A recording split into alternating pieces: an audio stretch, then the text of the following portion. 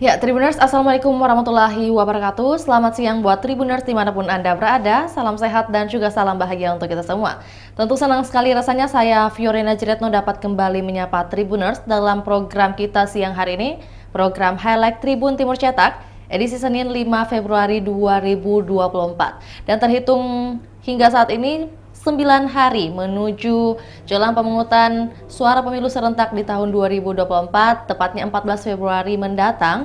Dan tentunya kita akan menyajikan berita terkini terupdate dari Highlight Tribun Timur Cetak edisi setiap harinya.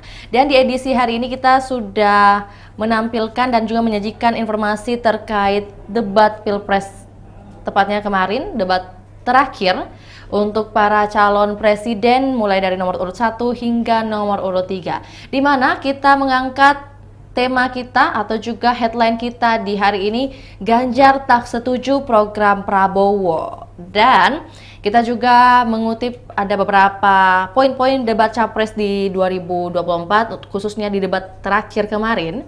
Anies kritik pemberian bansos di pinggir jalan, kemudian juga Capres 02 janji akan bangun 3 juta rumah. Mungkin bagi Tribuners yang tidak sempat mengikuti tayangan debat kemarin, kami menyajikan beberapa poin debat Capres di mana Anies Baswedan, ada 9 poin yang kami tampilkan di grafis kita saat ini. Anies Baswedan yang pertama, janji beri bantuan sosial plus demi kepentingan warga yang diberi bansos. Kemudian mengikuti persoalan utama adalah puskesmas diarahkan terlalu fokus pada hal-hal yang sifatnya kuratif. Persoalan terbesar bangsa kita hari ini, Republik kita hari ini adalah ketimpangan, ketidaksetaraan, ketidakadilan. Kemudian anggota BPUPKI mendirikan tanah air untuk semua pihak, bukan untuk golongan ataupun keluarganya. Kemudian dari Prabowo Subianto juga kita ada informasi dari poin-poin yang disampaikan, di mana yang pertama bakal mengirim 10.000 anak Indonesia untuk menempuh pendidikan kedokteran di luar negeri, akan membangun rumah sakit modern di setiap kabupaten dan kota, serta puskesmas modern di setiap desa di Indonesia. Dan di poin ke-9, ini bisa dibaca langsung juga oleh Tribuners di layar gadget Anda ataupun di layar PC maupun laptop, bisa langsung di screenshot dan juga dibaca secara langsung. Dan yang terakhir dari poin Prabowo Subianto adalah pentingnya memanfaatkan teknologi untuk membantu kaum disabilitas. Kemudian dilanjutkan oleh poin-poin Ganjar Pranowo, di mana juga ada 9 poin yang kami tampilkan, di mana yang pertama meningkatkan angka harapan hidup dilengkapi dengan anggaran minimal 5 hingga 10% dari APBN. Kemudian menyusul soal kesehatan, di bidang kesehatan menyiapkan 1 nakes, 1 vaskes di 1 desa. Dan diikuti oleh beberapa poin lainnya, dan yang terakhir adalah perguruan tinggi harus bijak dalam proporsionalitas biaya kuliah. Selain itu kami juga menampilkan di halaman 1 yaitu antara internet gratis dan otak lambat. Ini merupakan adu argumen yang berlangsung semalam antara pasangan nomor urut 2 dan juga pasangan nomor urut 3. Keduanya terlibat perdebatan sengit terkait program antara makan siang gratis dan internet gratis. Dan kami juga menampilkan bakti sosial pengabdian masyarakat bersama JJS Peduli yang terangkum dalam podcast kita, di mana juga ini merupakan salah satu kegiatan dari Bakti Sosial dan Pengabdian Masyarakat BSPM di Kabupaten Maros, Sulawesi Selatan. Dan kita juga menginformasikan di halaman 1 PSM Makassar 4 versus 0 Persita Tangerang. Awal manis Laskar Pinisi, dengan judul itu. Dan tentunya ini merupakan laga dari Liga 1 2023-2024 yang merupakan pekan ke-24 pada Minggu 4 Februari kemarin. PSM Makassar kini bertengger di peringkat ke-7 klasemen sementara Liga 1 dengan poin 32. Dan PSM Makassar kini terpaut 7 poin dari PSIS Semarang yang kini berada di peringkat 4 klasemen sementara. Agar bisa masuk ke babak The Champions, PSM Makassar harus bisa masuk ke peringkat 4 besar. Dan juga kami ada menampilkan Insight PSM dari wartawan Tribun Timur melaporkan dari Balikpapan Kaltim. yaitu AS Kambi, menyampaikan Sadikin sibuk tenangkan Presiden Persita, 3 kapten 4 gol PSM. Untuk informasi lebih lengkapnya dari halaman ini, kami akan menyajikan video berikut ini, tapi sebelum itu, ini juga kami menampilkan grafis Tribun Timur Semarak 20 tahun Tribun Timur, yaitu ada kegiatan donor darah yang akan berlangsung, boleh dibantu scroll sedikit. Ya, yang akan berlangsung di Food Court MTC, Karibosi lantai 4, tepatnya pada Rabu tanggal 7 Februari 2024 mendatang, di mana mulai pukul 10 hingga pukul 4 sore waktu Indonesia Tengah. Setetes darahmu menyelamatkan nyawa orang lain. Yuk ikutan buat Tribuners dan juga masyarakat Sulawesi Selatan, masyarakat Makassar khususnya, di mana kegiatan donor darah ini merupakan semarak 20 tahun Tribun Timur yang akan kami rayakan pada 9 Februari nanti. Dan tentunya tersedia bingkisan menarik buat para pendonor nantinya jika bergabung juga bersama kami di Food Court MTC Karibosi lantai 4, tepatnya hari Rabu nanti di tanggal 7 Februari 2024. Untuk informasi lebih lengkap dari halaman 1, tentunya kami akan menyajikan video berikut ini. Selamat menyaksikan. Halo Kak Irham. Halo Pak Ais. Assalamualaikum warahmatullahi wabarakatuh. Waalaikumsalam warahmatullahi wabarakatuh. Hari ini kita terbit di cetak Tribun Timur dicetak hari Senin 5 Februari 2024. Jadi kita terbit dengan berita utama tentang hasil debat Capres debat 5 Capres 2024 yang berlangsung tadi malam. Di debat Capres kali ini merupakan debat terakhir ya, debat terakhir dari 5 seri debat yang dilaksanakan oleh Komisi Pemilihan Umum. 10 hari menjelang pemilihan. Jadi sekaligus merupakan debat pemungkas bagi para capres untuk meyakinkan kepada masyarakat agar memilih mereka di pemilu 2024 yang akan berlangsung 14 Februari 2024 mendatang. Nah, salah satu poin penting yang berhasil kami himpun di debat kali ini adalah, salah satunya yang menarik adalah ketika perdebatan antara Ganjar Pranowo capres nomor 3 dengan Prabowo Subianto capres nomor 2 tentang pemberian makanan gratis bagi anak-anak untuk mencegah stunting. Nah, menurut Prabowo bahwa pemberian makanan gratis itu diberikan kepada anak-anak supaya mereka terhindar dari stunting. Demikian pula pemberian makanan gizi terbaik untuk ibu-ibu hamil agar mencegah stunting di masa mendatang. Nah, hal ini dibantah kemudian oleh Ganjar Pranowo yang mengatakan bahwa pemberian makanan gratis kepada anak-anak itu tidak efektif untuk mencegah stunting. Menurut Ganjar bahwa untuk mencegah stunting itu harus dilakukan sejak awal ketika ketika bayi masih dalam kandungan. Jadi harus diberi, yang perlu diberi makanan menurut Ganjar adalah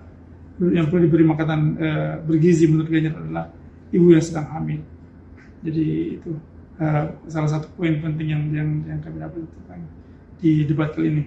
Kemudian yang kedua di debat kali ini kami melihat bahwa tidak ada statement-statement yang cenderung menyerang pada masing-masing kandidat itu jarang terlihat. Jadi kurang terlihat ya.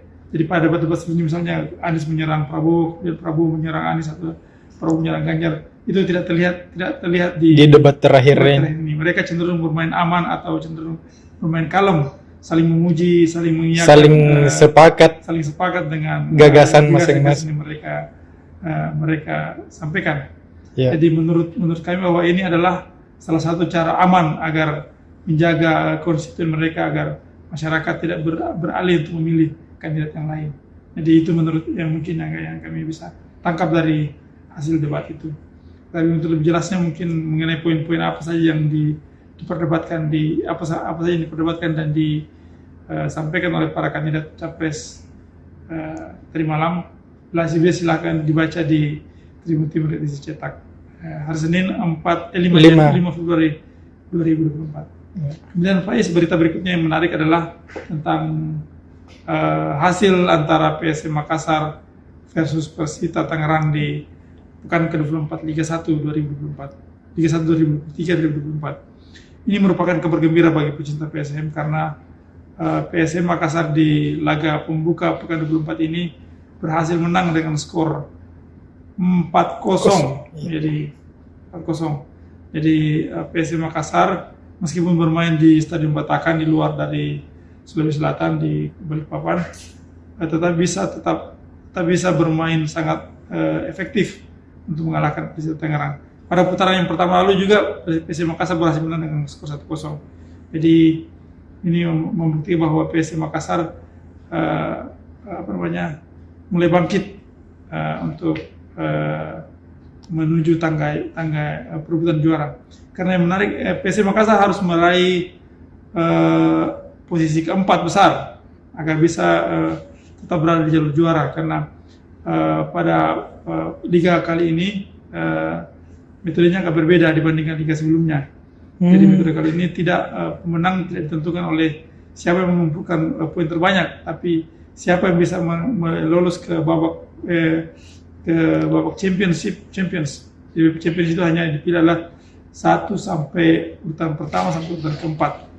Jadi sekarang PSM Makassar urutan ke-7 dengan poin 32 dan beda 7 poin dengan PSM Semarang yang berada di urutan keempat. Jadi kalau misalnya PSM Makassar mau lolos ke babak Champions, harus bisa meraih poin di 10 pertandingan terakhir. Jadi maksimal poinnya bisa dapat 62 kalau bisa menang di 10 pertandingan terakhir. Jadi itu bisa menjadi jaminan bahwa dia bisa lolos ke 4 besar. Masuk ke champion. 4 gol yang dicetak PSM Makassar ini dicetak oleh Edinson Silva 2 gol dan Kendra Nambu juga dengan 2 gol. 2 gol Kendra Nambu ini sekaligus penambah masuk ke jalan-jalan top skor sementara di Liga 1. Dia jumlah golnya sekarang 11, sementara top skor sementara yang paling tinggi adalah 14. Jadi tinggal 3 gol lagi bisa menyamai top skor sementara ini. Ya. Kita nantikan Itu saja mungkin Pais kisi-kisi dari berita Tribun Timur edisi cetak Senin 5 Februari 2024. Untuk lebih jelasnya Pais, silakan membaca Tribun Timur edisi cetak hari Senin. Terima kasih. Assalamualaikum warahmatullahi wabarakatuh. Waalaikumsalam. Makasih Kak. Sama. Baik, Tribuners, selanjutnya kami beralih ke rubrik atau kategori nasional, dan tentunya ada beberapa headline juga yang kami sajikan untuk Tribuners, di mana yang pertama yaitu masih terkait dengan bidang politik, Menteri Jokowi merapat ke Prabowo. Ada beberapa nama menteri yang sudah kami himpun dan juga kami informasikan buat Tribuners, di mana ada Erik dan Budi Ari bertemu jelang debat. Calon Presiden nomor urut 2 Prabowo Subianto tampak rileks jelang debat terakhir di JCC Senayan, DKI Jakarta pada Minggu 4 Februari 2024 kemarin.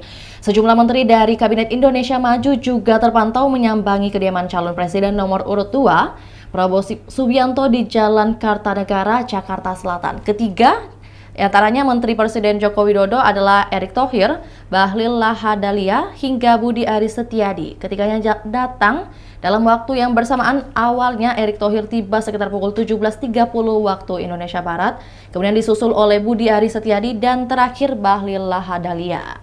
Erick Thohir saat ditemui mengungkapkan ia yakin Prabowo akan tampil baik di agenda debat terakhir. Kemudian juga kami tampilkan informasi dengan judul Lari Pagi, di mana calon Presiden Ganjar Pranowo santai ikut Car Free Day di Jakarta, tepatnya sebelum jelang debat kemarin. Dan dalam foto yang diunggah akun Instagram sang istri, Siti Atiko, tampak Ganjar berlari mengenakan outfit hitam-hitam dengan sepatu lari perpaduan hitam dan hijau. Sementara Siti Atiko tampak mengenakan pakaian lari perpaduan pink dan hitam. Kemudian, kita juga tampilkan informasi mengenai pemerintah Provinsi Sulawesi Selatan program tingkatkan populasi kuda. Dan ini merupakan program yang disusun oleh pemerintah Provinsi Sulawesi Selatan untuk meningkatkan populasi kuda, di mana didukung juga dengan Kepala Dinas Peternakan dan Kesehatan Hewan Sulsel, yaitu Nurlina Saking, mengaku mulai mempersiapkan metode inseminasi buatan untuk kuda. Sulsel pun disiapkan jadi provinsi pertama yang memproduksi kuda melalui teknik IB. Dan seperti yang biasanya kami juga menampilkan statement langsung dari Nurlina Saking saat dikonfirmasi pada Minggu 4 Februari kemarin. Kuda belum ada di Indonesia pakai teknik IB. Kita akan mulai dan UPT Nasional sedang mencoba terobosan untuk kuda, kita akan ikut belajar nantinya. Dan juga di samping kanan dari headline ini kami menampilkan grafis dari survei calon presiden, di mana ada beberapa lembaga survei yang kami tampilkan. Ada Carta Politika, kemudian Carta Politika lagi, cuman beda di waktu surveinya, di mana yang pertama 4 hingga 11 Januari, kemudian disusul pada tanggal, maksud saya sebelumnya di tanggal 1 hingga 7 Januari. Kemudian ada juga survei Bloomberg dan LSI Denny CA, dan disusul Roy Morgan. Dan yang terakhir adalah Kemenkes berutang sebesar 5,4 triliun rupiah terkait pandemi COVID. Jadi meskipun status pandemi COVID sudah dicabut oleh pemerintah Indonesia, namun tagihan Rumah Sakit Pelayanan Pasien COVID-19 anggota Asosiasi Rumah Sakit Swasta Indonesia belum lunas. Dan disampaikan langsung oleh Ketua Umum ASSRI, ada pembayaran belum dilakukan atas pelayanan pasien COVID-19 yang belum dituntaskan. Klaim tarif tagihan untuk pelayanan pasien COVID-19 di dalam aturan tersebut adalah sebesar 8,8 triliun rupiah. Namun di tengah jalan Kementerian Kesehatan mengubah petunjuk teknis kalimat mengenai biaya COVID-19 tanpa jejak pendapat. Kemenkes kemudian menerbitkan aturan KMK nomor 1112 tahun 2022 pada 7 April 2022. Akibatnya tagihan berubah menjadi hanya 3,4 triliun rupiah, sehingga masih ada biaya sebesar 5,4 triliun rupiah yang belum dibayarkan. Untuk informasi lebih lengkapnya dari rubrik nasional atau dari halaman 2 kita hari ini, kami akan menyajikan video berikut ini. Selamat menyaksikan. Halo Kak Asif. Ya, gimana, Bung? Ya. Bagaimana apa dibahas di halaman nasional hari ini, Kak? Halaman nasional ini kan tentang Pilpres tentunya. Ya. Jadi menteri-menteri Pak Jokowi itu merapat ke Prabowo. Bagi yang bukan pengurus partai ya. Iya. Jadi menteri-menteri profesional. Begitupun dengan mantan-mantan pejabat era Jokowi itu kan merapat semua. Kalau kita lihat apa namanya, yang terbaru kan ada Arya Budi, Menteri Komunikasi, sudah merapat bersama dengan Erick Thohir. Jadi memang nampaknya di ujung ini orang cari aman semua ini. Jadi cari aman menuju ke calon presiden yang mempunyai kekuatan besar untuk menang. Tapi ya namanya politik ya. Dan di antara 3 calon ini punya, sebenarnya dulu berteman mereka karena ada perbedaan politik sehingga bergabung. Dan kalau benar Pak siapapun yang menang akan merangkul, maka banyak nanti yang tidak dapat jabatan ini, tim sukses kayak ini. Iyalah, anggaplah misalnya menang Anies, nah direkrut lah orang Prabowo misalnya. Nah, begitupun dengan orang Ganjar, tetap pasti direkrut untuk win-win solution. Kalau Prabowo yang menang karena dia yang paling senior di situ, bisa direkrut Anies yang dulu dia usung di Jakarta sebagai menteri apakah, Menko kah. Begitupun dengan Ganjar, karena kan tidak ada mereka pekerjaannya ini. Menganggur gitu selama ini mereka. Pak Ganjar sudah 2 periode, Pak Anies boleh lah masih ikut pilkada Jakarta, tapi ya kita lihat nanti siapa yang bisa, karena Pak Anies kan baru 1 periode di Jakarta, jadi masih boleh ikut di pilkada Jakarta. Jadi ini yang menarik nanti nih. Nah, kalau begini ya orang-orang yang memenangkan biasanya itu tidak dapat apa-apa. Dan itu pernah terjadi di Ibu Susi. Ibu Susi yang kemarin di tim pemenangannya Pak Jokowi. Tapi karena sesuatu dan lain hal, balik sesuatu ya tidak dapat apa-apa.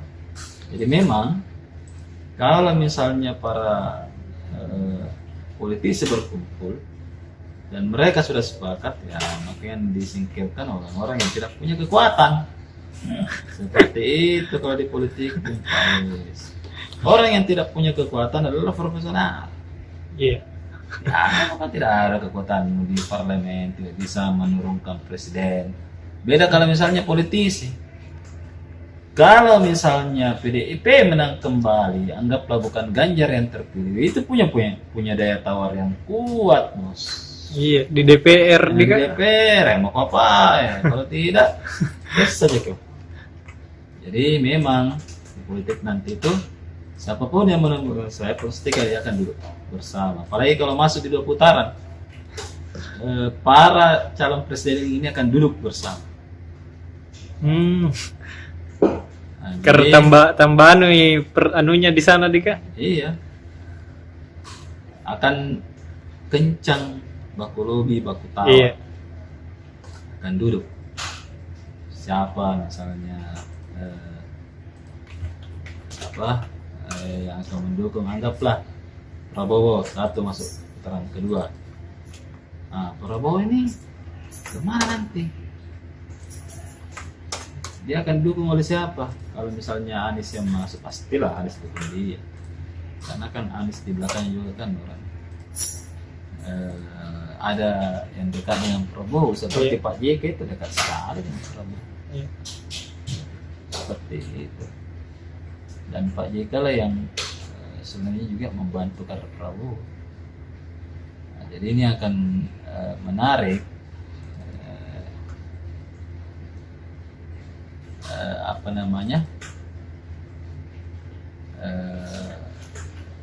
pemilihan di teratur. Tidak tahu siapa yang akan terpilih, tapi akan menarik tentunya seperti itu. Iya. Nah, kemudian yang lain ini yang menarik juga, ada gugatan dari Asosiasi Rumah Sakit bahwa pemerintah masih berutang sekitar 5,4 triliun saat pandemi COVID kemarin. Jadi masih banyak utangnya, dan ini menjadi warisan Pak Jokowi kalau misalnya tidak dibayar. Bisa membayar kira-kira nih dibayar. Nah, ini menjadi sebenarnya kritik kepada Pak Jokowi. Seharusnya sih sebagai presiden menuntaskan dulu semua bengkale sebelum masuk ke presiden selanjutnya. Karena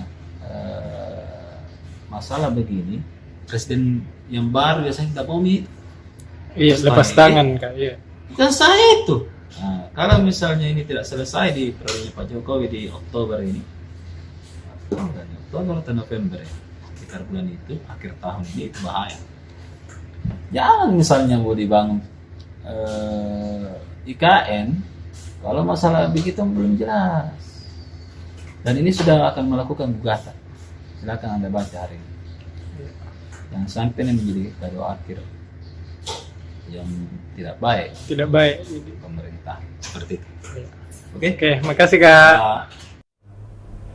Baik, kalau tadi kita sudah dari rubrik nasional, selanjutnya kita beralih ke rubrik Sulsel Memilih, karena kami akan menampilkan dan juga menyajikan informasi mengenai perpolitikan di Sulsel itu sendiri. Bagaimana pertarungan internal makin panas, dan kami menampilkan grafis dari head to head internal partai, di mana dari Syamsur Rizal dan juga Haruna, kemudian Ridwan Andi Witiri bersama Rudi Pitergoni, Latindro Latunrung bersama Andi Mausakar, Andi Iwan Darmawan Aras bersama Andi Amar Ma'ruf, kemudian disusul Muslimin Bando bersama Jamaluddin Jafar, Ashabul Kahfi bersama Muhtar Tompo. Ini dan juga kami menyajikan bagaimana karir dari para tokoh-tokoh yang kami tampilkan di halaman Sulsel Memilih.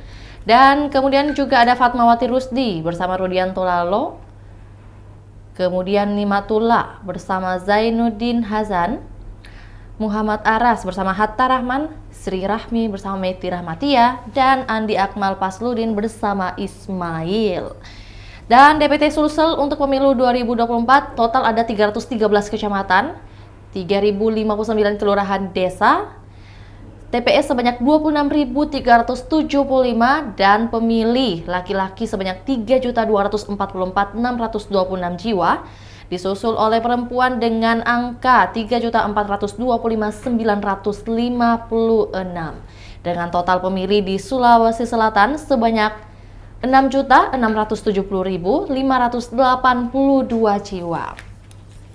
Dan ini juga kami tampilkan informasi jelang 9 hari jelang pencoblosan, pertarungan internal partai justru menjadi sorotan jelang 14 Februari 2024. Calon legislator partai parlemen pun saling berebut untuk meraih juara pertama di masing-masing internal.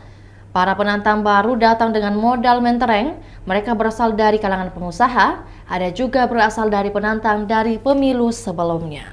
Selain itu, kami juga menampilkan informasi mengenai KPU terkendala distribusi logistik ke Pangkep. Dan pernyataan langsung dari Marzuki Kadir selaku Komisioner KPU Sulawesi Selatan, ini persoalan waktu karena menurut informasi yang saya dapat, harusnya tanggal 4 dan 5 Februari 2024 sudah diberangkatkan. Dan KPU sendiri mengungkapkan kendala yang dihadapi dalam proses pendistribusian logistik pemilu di Kabupaten Pangkep. Kendala tersebut disebabkan oleh tinggi gelombang laut yang dapat menghambat kelancaran distribusi logistik pemilu ke lokasi tujuan. Kemudian, kendala alam seperti tinggi gelombang laut menjadi tantangan yang harus diatasi agar proses distribusi logistik dapat berjalan lancar. Kabupaten Pangkep terdiri dari 13 kecamatan di mana 9 kecamatan terletak di daratan, sementara 4 kecamatan lainnya terletak di wilayah kepulauan. Kecamatan yang terletak di wilayah kepulauan seperti Liukang Tupabiring, Liukang Tupabiring Utara, Liukang Kalmas, dan Liukang Tangaya.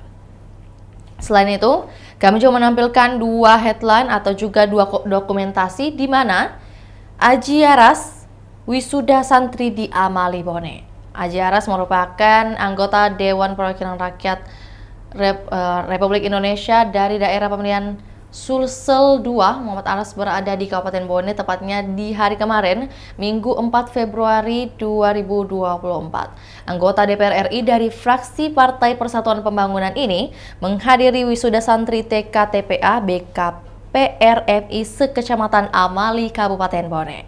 Dan kami tampilkan juga dokumentasi sekaligus informasi caption dari dokumentasi yang dikirimkan atau juga yang berasal dari sumbernya Rudianto Lalo, calon legislatif untuk DPR RI dari Partai Nasdem nomor urut 2. Rudianto Lalo mengukuhkan 1.002 jiwa atau 2.000 tim, 1.002 tim Spartan pada agenda apel siaga anak rakyat Kabupaten Jeneponto.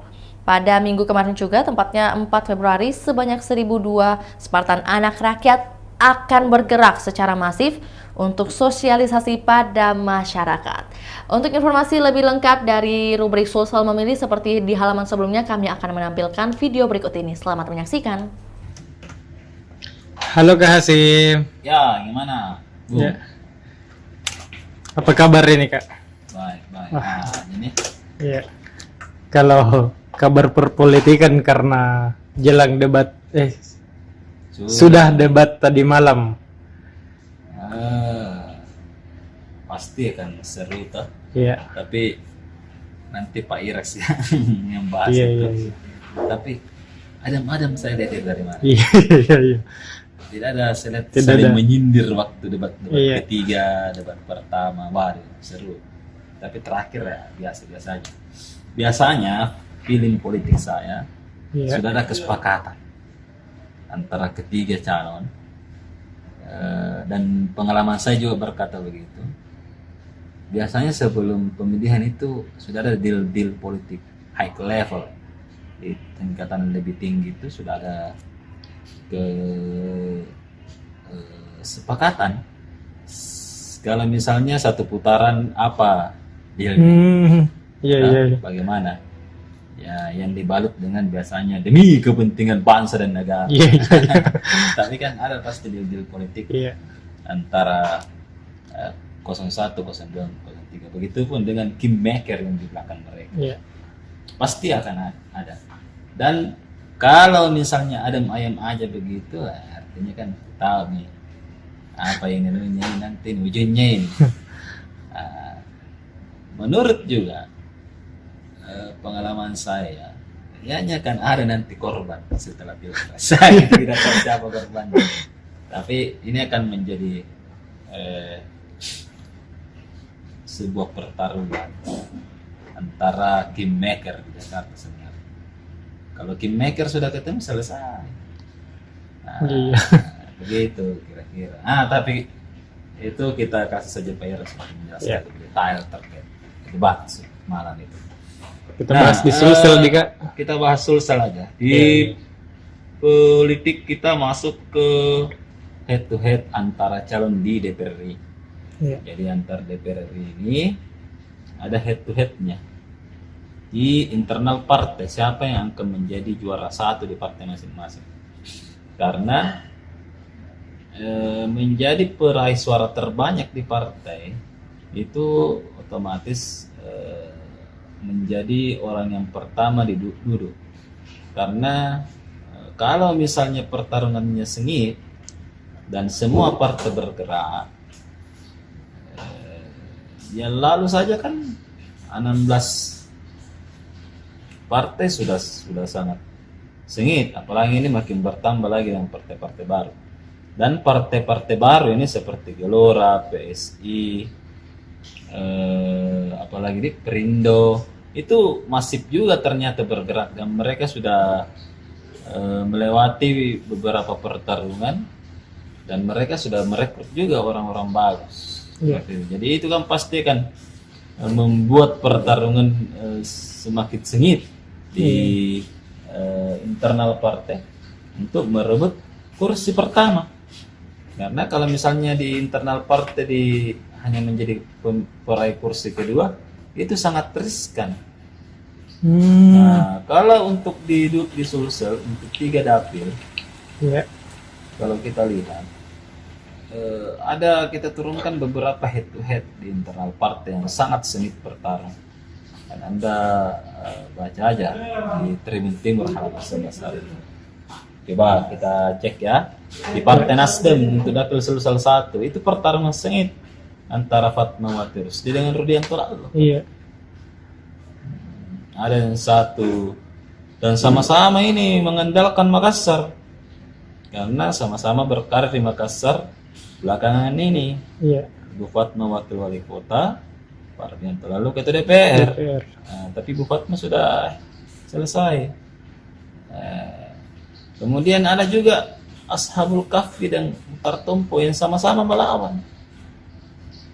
Pak Mutar Tompo ini akan menjadi perlawanan yang kedua untuk mereka satu kursi karena kan PAN kemungkinan satu kursi. Iya. Jadi pertarungannya sengit antara Pak Ashabul Kahfi dengan Mutar Tompo. Begitupun Nasdem kemungkinan hanya satu. Di dapil 1 itu sangat sedikit kemungkinan bisa meraih 2 kursi. Begitupun di PKS. Nah, ini pertarungannya agak seru. Kemudian begitupun di Sulsel 2 juga seru di dapil neraka. Andi Iwan Aras yang selama ini meraih jawara mendapatkan tantangan sengit dari putra mahkota Bapak Amram Sulaiman. Jadi ini kan sengit juga pertarungan siapa sebenarnya nomor 1. Apakah kalau misalnya 2 kursi tidak dapat, ya oke lah. Kalau cuma 1, Iya. toh? Gitu. Jadi akan sengit, terutama untuk partai-partai yang mempunyai hanya mempunyai sekitar 2 petarung kuat. Itu kalau 2 bertarung begitu, biasanya calon-calon lain mampu. Gitu dia.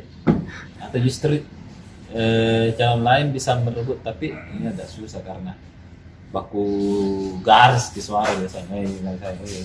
Sudah datang lagi. Jadi ini agak sengit pertarungan di Sulsel. Itu pun di dapil 3 Pak Latindro yang selama ini tidak banyak mendapat tantangan, ini kan dapat lagi tantang Bupati Lubu Andi Musakar. Kemudian Jamal bin Jafar versus Muslim Bandung untuk merebut juara 1 di partai masing-masing. Ini akan menjadi sangat sengit pertarungan. Beda dengan misalnya Partai Golkar di dapil Sulsel 2 yang merata petarungnya dan belum ditahu siapa sebenarnya juara 1, juara 2, juara 3 karena pasti tipis-tipis survei. Dan apalagi kan Belum lagi kalau misalnya di dapil Sulsel 1 Gerindra itu kuat-kuat, masih ada 3 orang yang berjalan. Begitupun di dapil 3 Nasdem yang kuat sekali nih karena saling mantan kepala daerah rata-rata. Seperti itu, Bapak. Iya. Oke. Terima kasih Kak.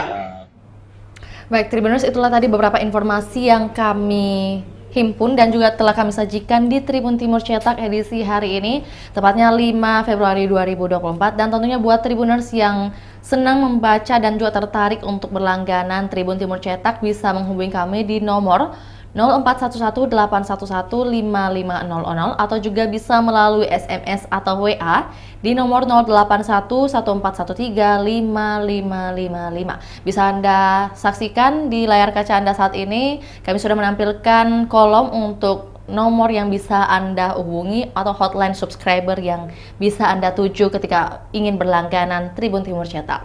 Untuk itu saya Fiorina Jiretno, selesai juga sudah edisi hari ini, mewakili kru yang bertugas pamit undur diri. Assalamualaikum warahmatullahi wabarakatuh, sampai jumpa.